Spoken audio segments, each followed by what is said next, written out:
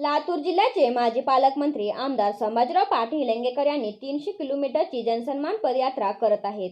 निलंगा विधानसभामधून गावगावातून संभाजीराव पाटील हे आपल्या घरातून बाहेर पडले व घरी जनसन्मान पदयात्रा पूर्ण करून हे आपल्या घरी परत जाणार व पूर्ण यात्रा पायी करणार आणि 1 मिनिटसाठी पण वाहनात नाही बसणार असे सांगितले.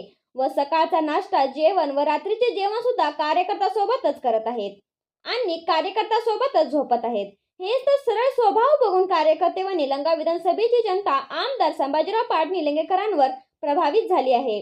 आमदार संभाजीराव पाटील निलंगेकर हे खूप मेहनती व जनतेची काळजी करणारे व जनता राजा म्हणून त्यांची ओळख असणारे हे आपले संभाजीराव पाटील निलंगेकर. आमदार संभाजीराव पाटील निलंगेकर यांनी जनसन्मान पदयात्रा दौरा खालील दिलेल्या गावात केलेली आहे. दिवस पहिला, पायी दौरा, दिनांक 24/8/2024, वार शनिवार. गावाचे नाव थोरमाकणी येथील